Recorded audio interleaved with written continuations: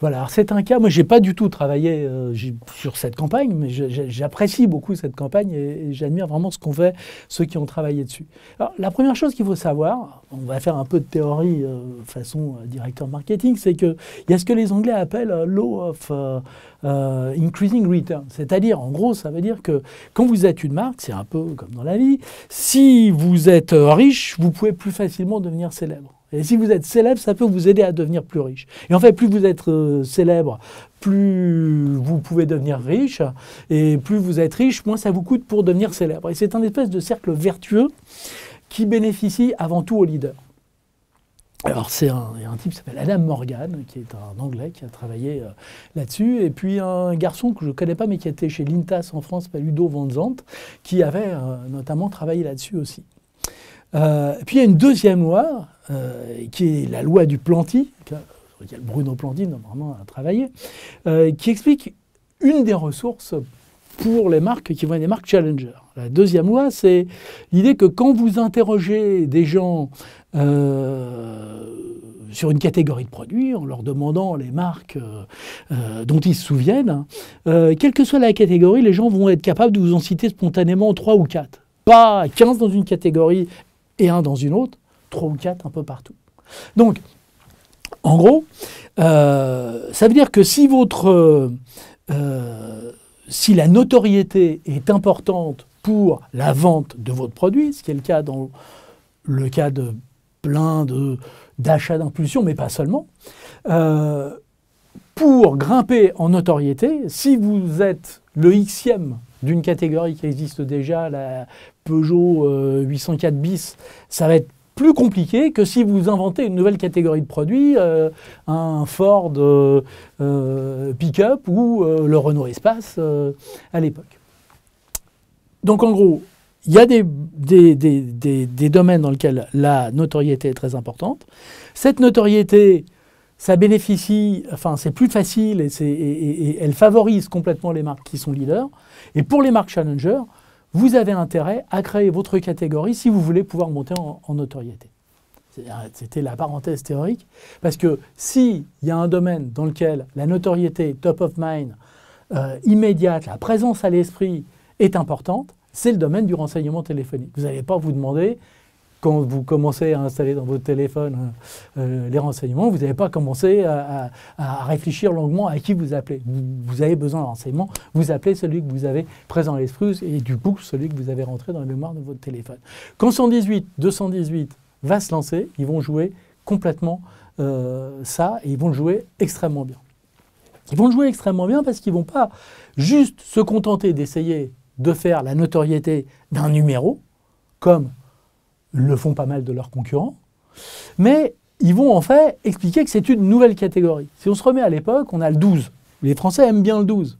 C'est le service public et on est en train de privatiser un service de renseignement. Les Anglais qui ont 118, 218 ont déjà eu l'expérience en Angleterre d'un truc qui s'appelait 118-118 et qui avait eu tellement bon résultat qu'on n'a plus d'ailleurs le droit d'avoir de numéros qui répètent la même chose.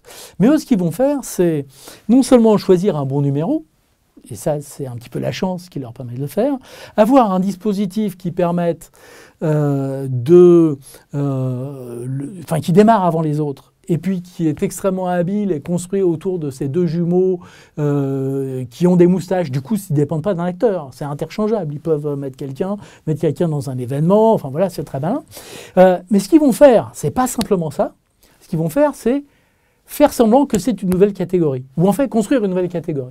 Et 118-218 va par des campagnes d'affichage, par un lancement dans lequel vous avez Adieu le 12, un film qui va dire adieu au renseignement téléphonique, va mettre en scène le fait qu'on passe d'une époque à une autre. La communication va mettre en scène le fait qu'on passe d'une époque à une autre en parlant complètement différemment de ce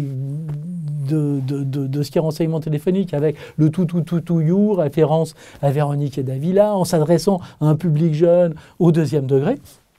Et en démarrant plus tôt, en étant habile et en mettant en scène une situation qui est on entre dans une nouvelle époque des renseignements téléphoniques et nous sommes la marque qui y correspond.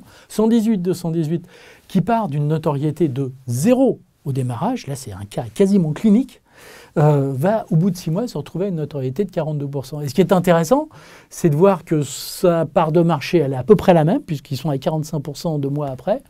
Ce qui est intéressant aussi, c'est de voir que, en ayant fait ça et en ayant investi beaucoup, leur point de part de marché leur est revenu quelque chose comme 2,5 fois moins cher que le point de part de marché du 12 ou du successeur du 12 qui continuait à avoir le 12 parmi ses numéros.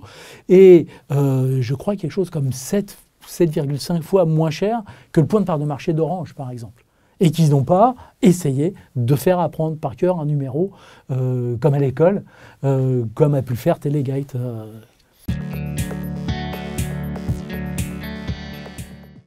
Elle est particulièrement remarquable parce qu'elle pose le problème. Parce que ce sont les seuls qui ont véritablement posé le problème comme il fallait le poser.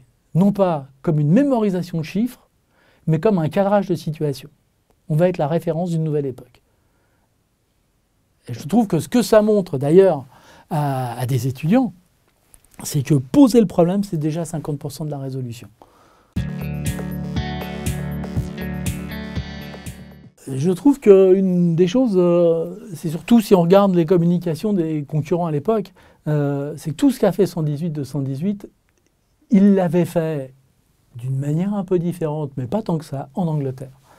Et que tout le monde aurait pu regarder et contrer cette stratégie, au lieu de se dire « je vais me faire mémoriser des numéros ».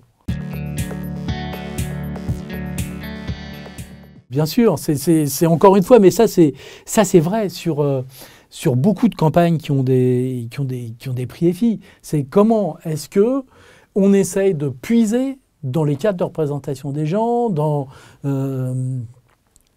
ce qui est en train d'être dans l'air du temps, ce qui a formidablement fait 118-218 avec To You, ce qui est en train de se faire, mais ce qui est le cas des campagnes Eurostar aussi, par exemple. C'est-à-dire la campagne populaire puisant dans les références des gens à ce moment-là, ça marche à tous les coups.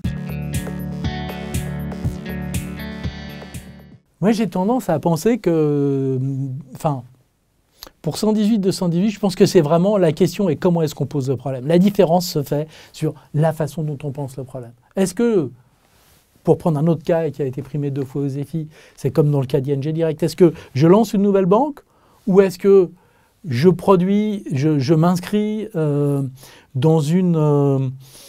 à l'époque dans une ouverture de l'Europe qui laisse penser aux gens que des banques challenger vont venir perturber le marché français. Donc est-ce que je marque complètement ma différence en étant la banque la plus hollandaise, avec des codes couleurs complètement différents des autres, etc., etc. Donc la manière de poser le problème en partant du point de vue que les gens peuvent avoir sur leur vie en général, et pas que sur le marché tel qu'il est aujourd'hui, c'est là-dessus que se fait énormément de la différence. Système U, quand il est primé aussi, il repart de la manière dont les gens posent globalement le problème de leur communication pour trouver une alternative à la communication extrêmement pertinente et forte de Leclerc.